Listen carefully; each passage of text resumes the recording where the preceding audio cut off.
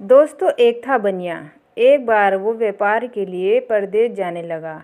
जाते जाते अपने बहू को बुलाकर उसने कहा, मैं परदेश जा रहा हूँ, तुम अच्छी तरह से रहना।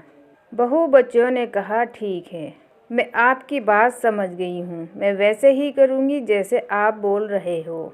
आप आराम से जाइए, मैं सब कुछ संभाल लूँगी और अपनी सास का भी अपने बच्चों की तरह ख्याल रखना।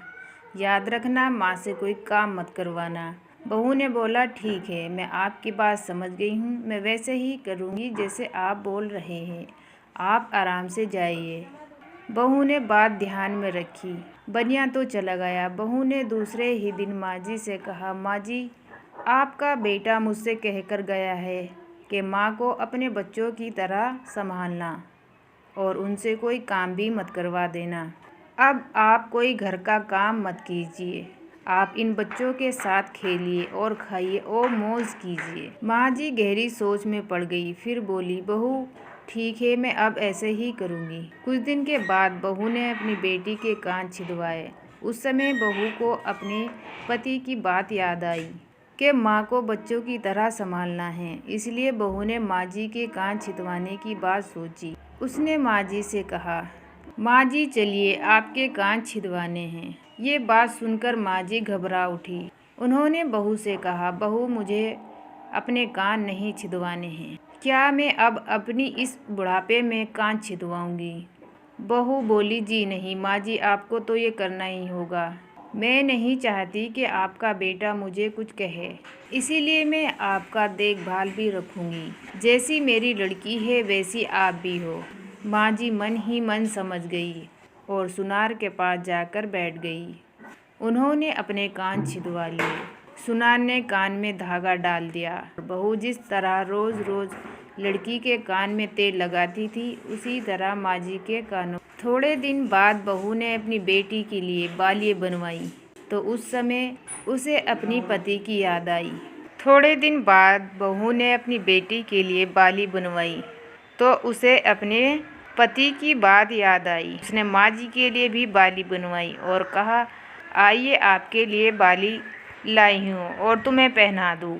माँ जी ने कहा, बहू, मुझे बाली क्यों पहनाती हो? मैं बूढ़ी हूँ, मुझे इसकी ज़रूरत नहीं है। बाली तुम अपनी बेटी को पहनाओ, मुझे नहीं पहननी। लेकिन बहू नहीं मानी। ज़बरदस्ती करके माँ जी को बाली पहना दी।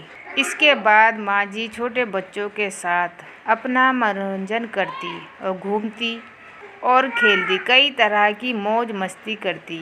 बहू ने एक बढ़िया सा दिन देखकर अपने बेटे की नाई से चोटी रखवा ली। फिर बहू को माँ जी याद आई। माँ जी बच्चों के साथ खेल रही थी।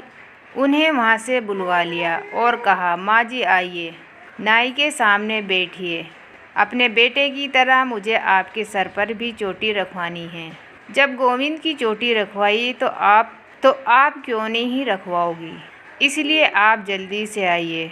माँ जी ने बहू को बहुत समझाया, पर बहू टस से मच नहीं हुई। आखिर माँ जी नाई के सामने बैठ गई। उन्होंने अपने सर पर चोटी रखवा ली। बहू ने गोविंद को और माँ जी को जो बोला था वही किया। बाद में रोज़ बहू माँ जी की चोटी में तेल डालती और चोटी गूंथती और सर पर ओढ़नी उड़ाकर माँ जी को बच्चों के साथ खेलने के लिए भेजती। जब खाने का समय होता तो बहू उनको आवाज़ देकर बुला लेती।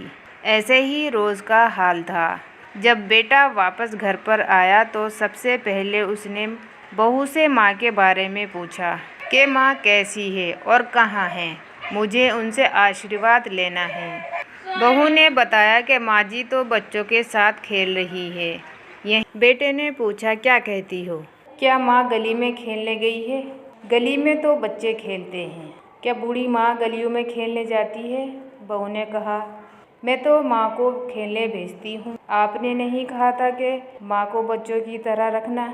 मैंने तो लड़की की तरह माँ के भी कान छिदवाए हैं और कानों में बालियाँ भी पहनाई हैं। जब मैंने लड़के की चोटी रखवाई है तो मैंने माँ के सर पर भी चोटी रखवा ली थी।